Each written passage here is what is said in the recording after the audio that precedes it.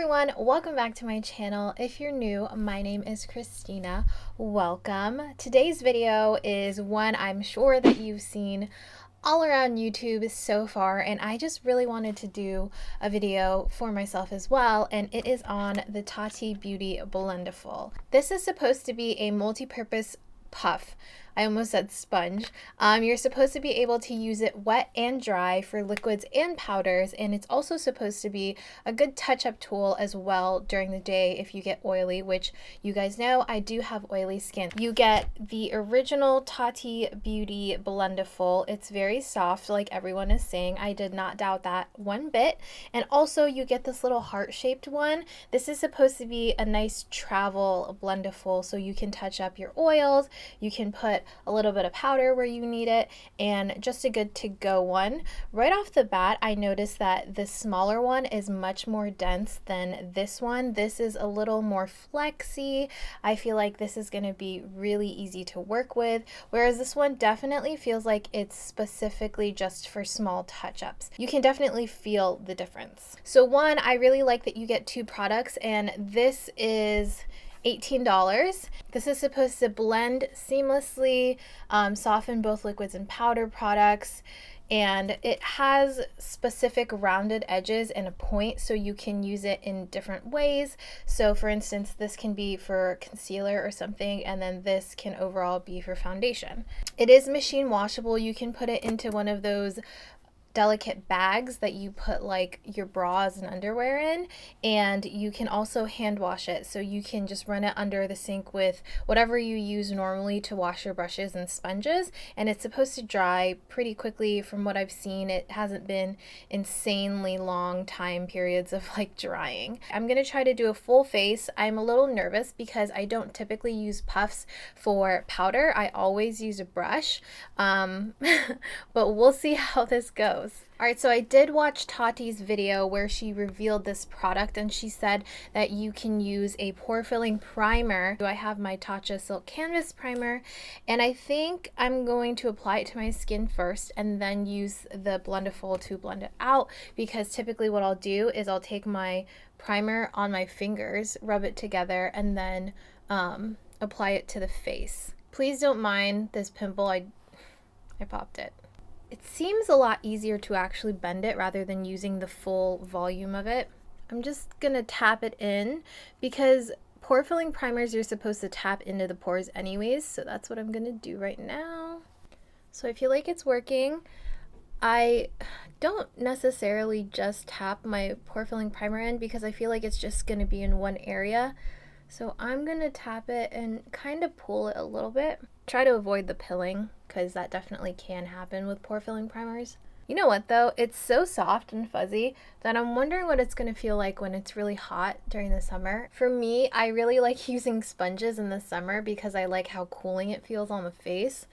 This is a little fuzzy, so it's a little warmer, which is a weird takeaway, but I think that's definitely something that people in warm climates will notice. All right, now I'm gonna go in with my foundation. So I'm gonna be mixing my L'Oreal and my NARS. I know that I really like these by themselves. I already know that the textures are more runny, so I'm not worried about the actual foundations, mostly how it's gonna apply. So I'm taking it on the skin. So I'm gonna take the same edge that I used for the primer, and I'm just going to blend it in. It does feel very large in the hand compared to a sponge, so it feels a little weird. Like, I definitely feel like I have to get used to how large the Blendiful is. Another takeaway about the Blendiful is that it doesn't absorb product the same way that a sponge is supposed to. Full coverage foundation is going to look full coverage. And you can really see that my skin is very full coverage already with just one layer. I feel like I can go in with another layer just to even it out, but I don't think it's really necessary. Like, I feel like concealer would do the trick. Sometimes if you wet your sponge a little too much, it starts to absorb into the sponge a lot, or the water will mess with it and make the coverage look a little thinner, like the consistency looks thinner. All right, and I'm gonna bring it down my neck. So the coverage around my nose I have to really work in. It looks a little textured, and I also think that has to do with the way that the primer applied. Whenever I finished applying the primer, I noticed on this side it looked a little like it was pilling, so I worked it in a little too much, but it seems okay now that I'm really paying attention to it. So I'm gonna get a little closer so you guys can see the skin. It looks very full coverage. You can definitely tell that I'm wearing the foundation, but it doesn't look streaky or anything, which it's not supposed to. So that's really great. And again, we're not looking at the coverage of the foundation, we're just looking at how it looks on the skin. So for concealer, I'm using the e.l.f. Hydrating Camo Concealer. This is the satin finish. I really enjoy this concealer. I think I like it better than the original one with the black top. This is in the shade Medium Sand. So I'm going to apply this under the eyes and also a little bit on my chin. And I'm actually going to use the pointed tip for the concealer, and I'm going to blend that out here. I know the ribbon is there for your fingers to go in, but I kind of like just folding it like a taco here and then holding it this way. It feels more natural to me, and it's a lot easier to work with. And I'm going to squeeze it a little bit more just to get into the inner corners. So initially when I blended out the concealer, I could kind of see the texture of the Blendiful on my skin, so I could see the little fuzzy shape, I guess, on my skin, but when you actually blend it out and tap it out, it disappears. So that's really cool. I was a little concerned at first. So the concealer looks the same as if I blended it with a sponge, which is really nice. So I'm gonna take my Hourglass, what is this? I should know this by now, right? My Hourglass Translucent Veil Setting Powder. So I'm just patting it in there, getting some product right there. And I'm going to get it right under my eyes. And I'm going to keep it there because I plan to use a cream contour today. I'm going to set my chin. So I have this Physicians Formula Sculpting Bronzer, and this is a cream bronzer. It's very nice. I like it. I'm going to go ahead and apply it onto my cheeks, and then I'm going to blend it out with a Blendiful. So I'm just going to take it where I normally would. Right there. A lot on my forehead. I think what I'm going to do is use the same side that I used for the foundation, because I typically feel like whenever I use the same tool that I used for foundation, it blends out really nice and naturally. So I'm going to do that, and I'm just going to kind of push it as well as tap it in.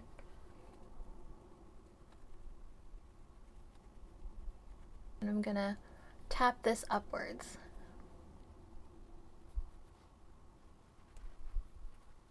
Okay, so that is the cream bronzer done.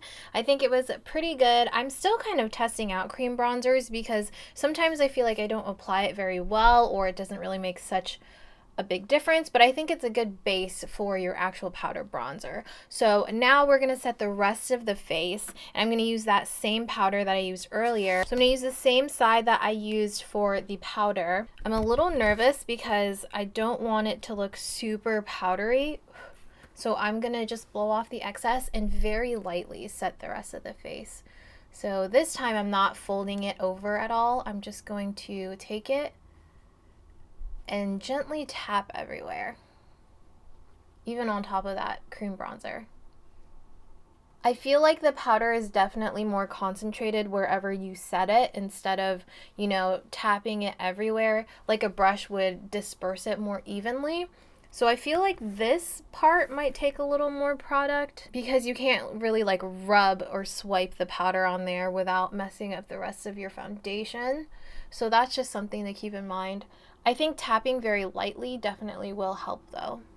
On camera, it's coming off as very, very airbrushed, really smooth. Even though I have those little pimples going on, you can still see them, but they're definitely softened, and I don't feel like anything accentuated them. I was a little nervous that this one was going to look a little crusty, but it looks really good. Everything just went over it really nicely. And the skin looks nice. I have no complaints. I really like it so far. I'm going to contour with my Fenty Beauty Islanding bronzer. I think I'm going to use the other side for the contour because I don't want any of the liquid on this side messing with it. Like, I definitely still have some area on the sides of the Blendiful, but just to be safe, I'm going to use this little tip part right here. I'm a little nervous. I've never used a poof or a sponge to use powder contour. So we'll see how this goes. Just gonna disperse it and then blend it out. Ooh, that's like really intense. Holy crap. Like, this bronzer is already really intense on my skin tone, so I feel like this intensified it because it's way more concentrated. And I'm literally just doing like a light tap like that and then going in and putting it on my face. I'm gonna take where my foundation was on the Blendiful and I'm gonna just blend it out a little bit.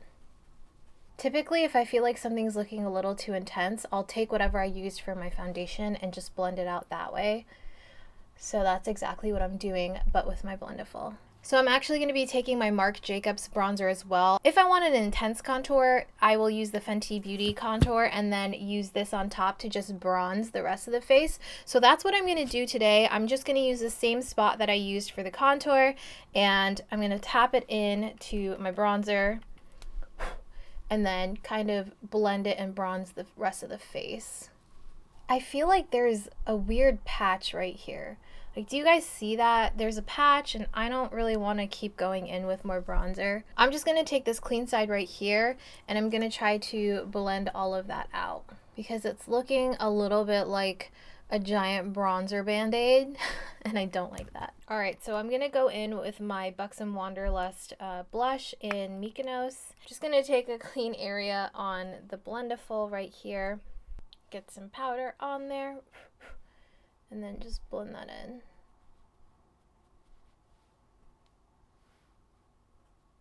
I'm gonna go ahead and spray the face so everything lays nicely. Alright, so the face is fully dry now. This is what my base is looking like. I feel like it looks very nice on camera. It's very airbrushed. But I'm going to go ahead and do the rest of my face and I'll be back with you guys to talk about my final thoughts on the blend. Alright guys, here's the finished look. We're just going to talk about this one because I haven't used the small, more dense one yet. I plan on using that throughout the day and I will update you guys in the description box down below. So let's talk about this little tool. So my pros for the Blendiful are that, one, it's very large. I like that I was able to do my entire face with just this. With a regular beauty sponge, like a beauty blender, you are limited to about two different sides, the pointy end and then the flat end. Some of them, like the Real Techniques one, definitely gives you more options, so that's nice, but overall I feel like you can definitely do your entire face with this, not worry about running out of room. Like, I still have plenty of room on the back side and I also still have some room on the front that I used mostly. And I like that you can kind of manipulate this shape of it. I was using it as a taco. I was able to fold the side back like this and use more of this area without worrying about the edge getting in the way.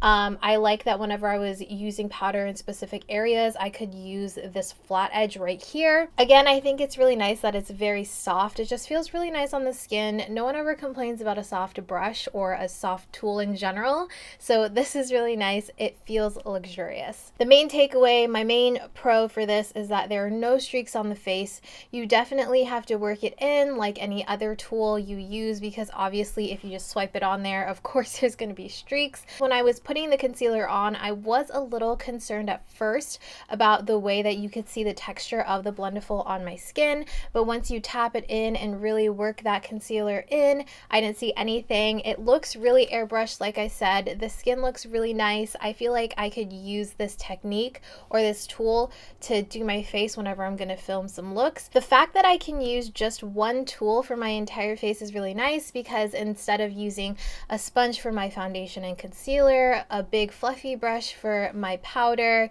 a blush brush for my blush. Instead of using all of those, you can just use this, and that would be really nice, especially if you're traveling. But just in general, if you're in a rush, you can just pull this out and use it on your entire face and be done with it. So my main con for this, I did have a con. My main con is that it's definitely a learning curve. I feel like whenever I was using it to apply my contour and my blush, I felt like it was going on super intense, something I'm not used to, because the tools that I use now are just regular brushes that I have used for years or just months in general. And I've had time to practice. I've had tools that I've used like them. So I generally know how to use them. With this, there definitely is a learning curve. The fact that nothing absorbs into the sponge, or sorry, into the puff, it's different. So, if you put some powder product on here, it's going to be more intense on the face because it's not getting pulled into the tool. So you definitely have to play around with how much product you use, how lightly or how hard you press on the face, stuff like that. But it's nothing that practice won't help, because when you use a new tool in general, you're going to have to practice with it, and it's not always going to be amazing, perfect, 100% a holy grail right away. You know what I mean? I think I definitely have to play with it a little bit more just to get application 100% perfect and get faster at it. But I think it wasn't too difficult. I think that anyone can really learn how to use this. It's just like a typical tool. Like I said, you have to practice. Another thing is you have to take a little bit more time blending. In my opinion, this is just me. Like I said, I never use a puff or a sponge to put powder on my face, other than like when I'm baking or putting translucent powder on my face. So that's not a worry or a concern of mine because you can't see the powder. Whereas with a contour, you can see it. So you have to take your time blending it in, making sure it doesn't look streaky. I think that it's very comparable to whenever I use a brush. So like I said, I am going to be using this small dense one as the day goes on. I have some plans going out with some family today. So I definitely want to use this. I get creasy right around my nose, so I'm interested to see how this blends it, because usually if I use my finger or anything like that, it just wipes the product away completely, and I'm really hoping that this helps. I might also bring along my small translucent powder just in case I need it. So I will update you guys in the description box. A lot of people are doing videos similar to this one, but I just wanted to show you guys my first impressions, what I thought about it. I do recommend that you pick this up if you're looking for something that's multi-purpose, like I said, and if it's something that you've been curious about. I think $18 for both of these is a really great deal, and when I bought it, shipping was, I believe, $2.50, and that's very cheap for shipping. So $20 all in all, not bad at all. I think it's really great. I don't necessarily think you need to buy multiples of this strictly because it's so large. I didn't feel like anything was really blending into each other and messing up one product. Oh, you know what? I forgot to put on highlight. I was like, something's missing. Alright guys, that's everything for this video. I hope that you enjoyed it. If you have any questions for me, please leave them in the comments down below. Or if you've tried this tool out, please let me know what you think about it and the best ways that you find are useful for you. And if you like this video, like I said, please make sure to like, comment, and subscribe for more videos just like this one. And I'll see you guys in my next video. Bye!